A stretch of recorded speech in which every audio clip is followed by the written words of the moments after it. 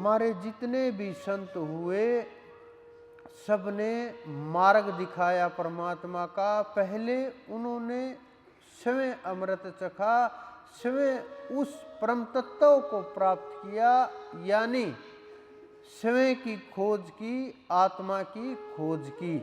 फिर उन्होंने जो उनके पास आए उनको, जो उनके पास था, जो उन्होंने पाया था, उनको उस रास्ते के ऊपर चलाया, उस मार्ग पर ले करके गए।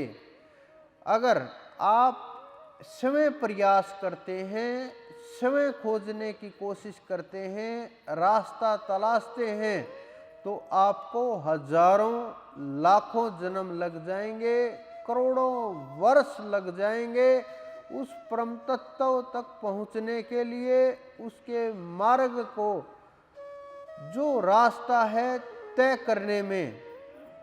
क्योंकि कुछ ही कदम एक जन्म में चल पाओगे, यही साफ नहीं होगा कि भक्ति किसकी करनी है, रास्ता कैसे तय करना है, मंजिल क्या है।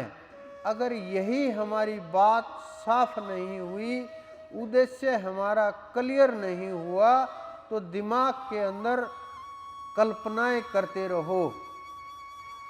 मैं कुछ लोगों को देखता हूँ कि वो पहले किसी देवता की पूजा करते थे, फिर भीड़ दूसरी तरफ बढ़ गई, फिर वो उस देवता के पीछे भागने लगे।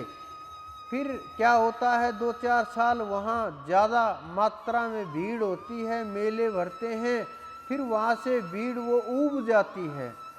बड़े आश्चर्य की बात है, देवता से भी लोग ऊब जाते हैं कि यहाँ तो रोज आकर के बस थक गए, अब नई जगह तलाशते हैं। फिर वो तीसरे देवता के पास पहुँचते हैं, फिर चौथी जगह पहुँचते हैं। जो जो नई जगहें मिलती हैं, कि मेरा साथी वहाँ बता रहा था, वहाँ बड़ा पुराना, हजारों लाखों वर्ष पुराना मंदिर है, और वहाँ तो बड़े मेले भरते हैं, बड़े लोग आते हैं। क्या आप उस परमात्मा की खोज के लिए गए हैं या लोगों को देखने के लिए गए हैं? आप वहाँ ध्यान के लिए गए हैं, सुमरण के लिए गए हैं, या बस भीड़ को देखने के लिए गए हैं? लेकिन मैं भी देखता हूँ कि जो मंदिरों में बैठे हुए लोग हैं, वो भी दूर से पहचान लेते हैं कि ये आ गया, इसको मंदिर के अंदर लेकर के जाना है। ये बातें मैं वैसे ही नहीं बोल रहा, ये घटनाएं आप सबके साथ होती हैं। हम भी साधारण तरीके से जाते हैं तो ये घटनाएं हमारे साथ भी होती हैं, सबके साथ ये घटनाएं होती हैं। दूर से पहचान लेते हैं कि इसको अंदर में लेकर के जाना, थोड़े ज़्यादा पैसे देगा और कुछ और जल वगैरह दे देंगे, पुष्प वगैरह दे देंगे कि ये देवी का, देवता का प्रसाद है, घर में रख देना, ये खजाना है। कल्याण नहीं होगा, कितना भी जोर लगा लें। आज तक आपने नहीं सुना होगा कि किसी का इन वस्तुओं से भगवान की, परमात्मा की प्राप्ति हो गई हो। अगर इतिहास में कोई ऐसा उदाहरण हो तो मैं यही हूँ, कोई भी कभी भी आकर के मुझे बता सकता है। खुले दरवाजे हैं हर समय, लेकिन बिना भजन के, बिना सुमरण के, अगर आप भय के कारण से, शर्म के कारण से, लज्जा के कारण से और भिन्न भिन्न कारणों से, रीति रिवाजों से, अगर इनसे डर करके अगर आप सुमरण ना कर पाए तो ऊपर कोई सुनने वाला नहीं है। ऊपर जाने के बाद देवता भी मानव के शरीर के लिए तरसते रहते हैं। ये आपने संतों से सुना होगा। लेकिन संतों का क्या चल रहा है? संतों का आज तक क्या हुआ? जिनके आप नाम सुमरण करते हो, जिनके नाम के ऊपर पंथ चल गए हैं, बड़े बड़े मजहब बन गए हैं, वो संत जब आप उनका जीवन चरित्र उठाएंगे, उनके लाखों लाख दुश्मन थे। हर रोज कोई न कोई किसी न किसी तरीके से उन्हें मारने के प्रयास करते रहते थे। बहुत से संत ऐसे भी हुए जिनके शीश उतार दिए गए या किसी और तरीके से मार दिए गए। बहुत संत हुए इतिहास के अंदर, लेकिन वो जानते थे कि मारने वाले शरीर को नष्ट कर सकते हैं, आत्मा को नहीं। आत्मा वो तत्व है जिसको नष्ट नहीं किया जा सकता।